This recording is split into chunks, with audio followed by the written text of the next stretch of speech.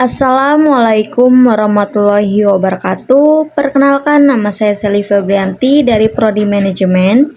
Di sini saya ingin menjelaskan tugas ujian akhir semester dengan mata kuliah pasar uang dan modal dengan judul reksadana. Mari kita simak sama-sama, teman.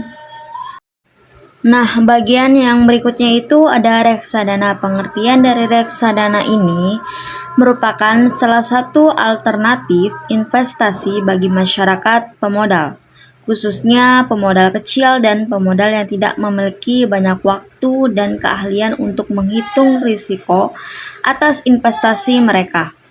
Reksadana dirancang sebagai sarana untuk menghimpun dana dari masyarakat yang memiliki modal, mempunyai keinginan untuk melakukan investasi, namun hanya memiliki waktu dan pengetahuan yang terbatas. Lalu, siapa manajer investasi?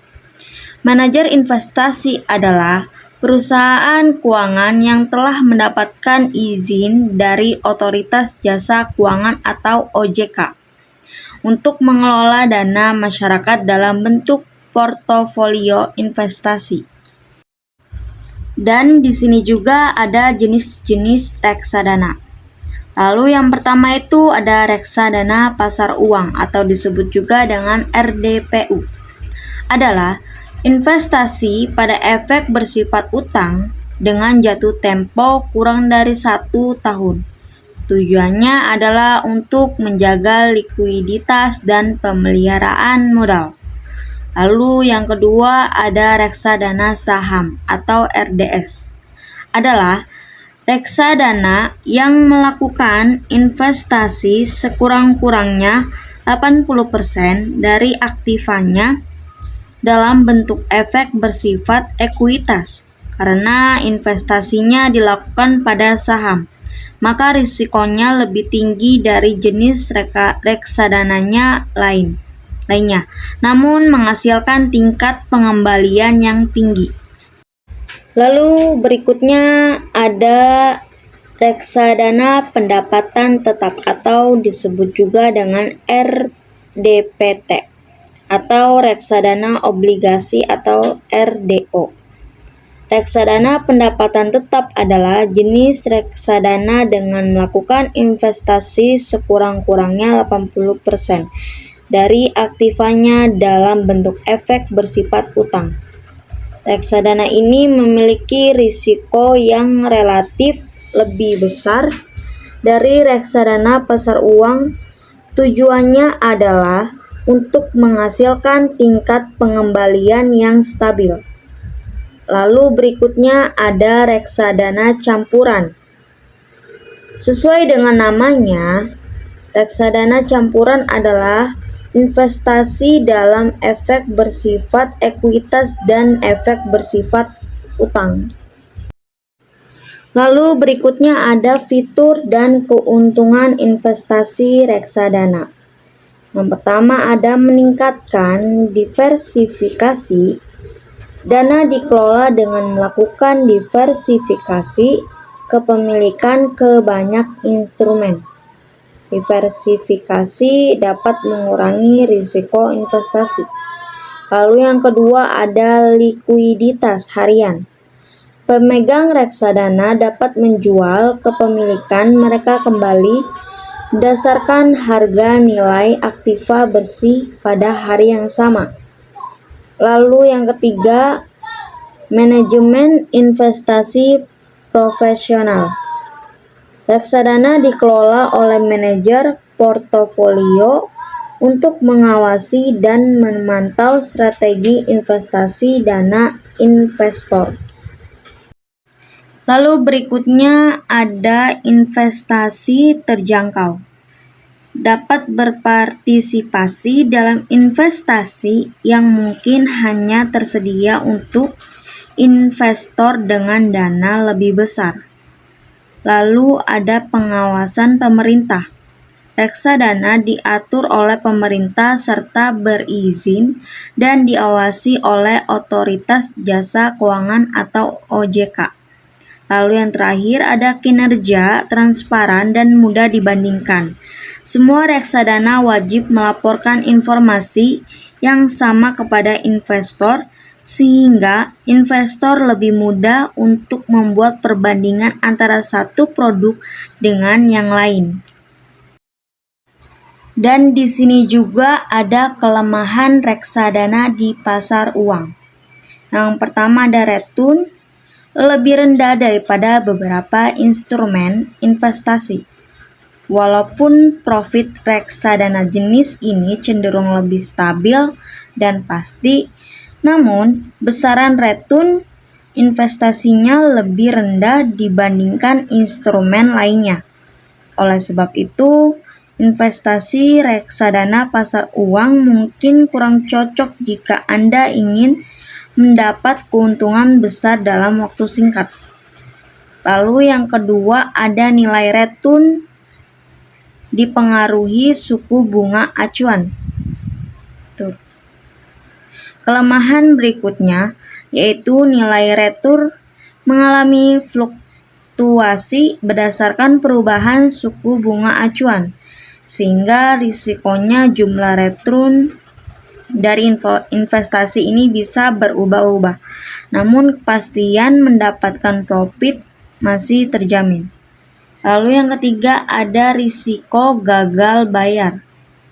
Salah satu instrumen investasi reksadana pasar uang adalah surat utang atau obligasi, hal yang dimiliki risiko gagal bayar atau tidak dapat dilunasi oleh pihak debitur. Oleh karena itu, sebaiknya Anda membeli obligasi pemerintah dibandingkan swasta sebab keamanannya lebih terjamin.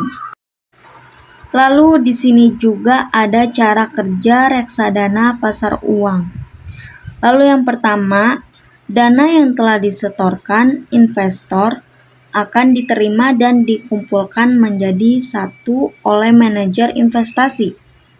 Lalu yang kedua, seluruh dana diinvestasikan oleh manajer investasi dalam instrumen pasar uang melalui cara verifikasi investasi.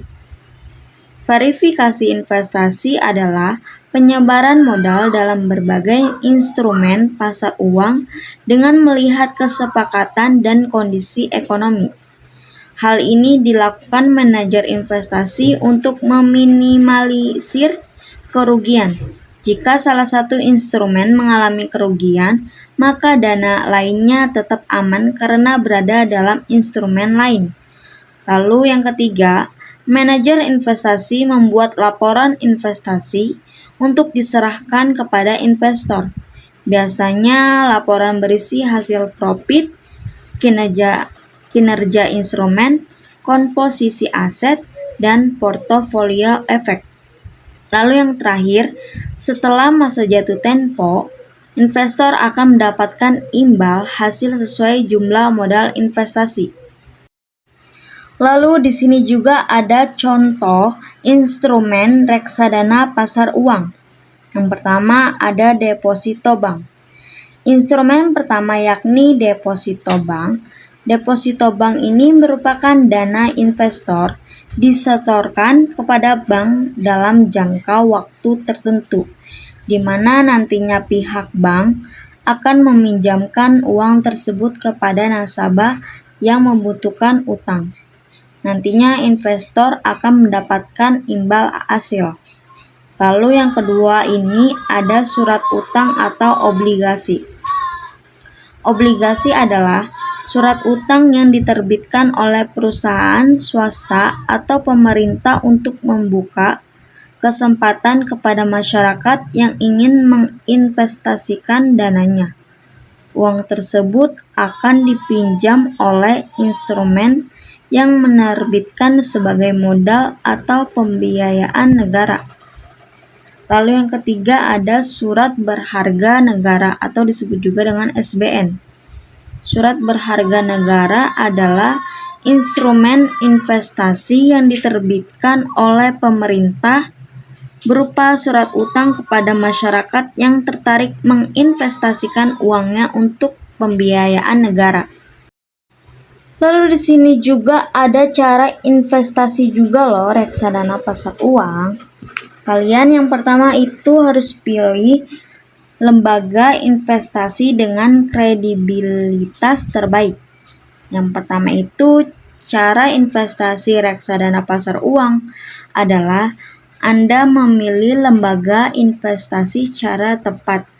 Sebaiknya pilih badan reksadana yang terpercaya dengan kredibilitas terbaik dan terdaftar dalam OJK, sehingga Anda akan terhindar dari risiko penipuan. Lalu yang kedua, pastikan jenis investasi cocok dengan profil investor Anda.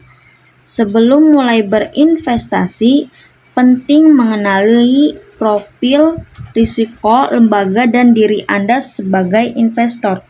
Umumnya ada 3 tipe investor di dunia investasi, yaitu risk averse atau menghindari risiko, moderate, dan agresif atau suka tantangan. Jika Anda seorang yang tidak suka risiko, reksadana pasar uang adalah investasi paling sesuai. Lalu yang ketiga, ketahui metode penetapan coupon rate sebelum investasi. Coupon rate ini merupakan tingkatan suku bunga yang dibayarkan kepada investor dalam periode tertentu sebagai bentuk imbalan atau fee. Sebelum berinvestasi, penting bagi Anda untuk mengetahui metode penetapan dalam potensi besaran coupon rate dalam setiap instrumen investasi, khususnya obligasi, sehingga Anda bisa melakukan pertimbangan dalam memutuskan instrumen secara tepat. Lalu cara berikutnya, lakukan perhitungan perkiraan profit terlebih dahulu.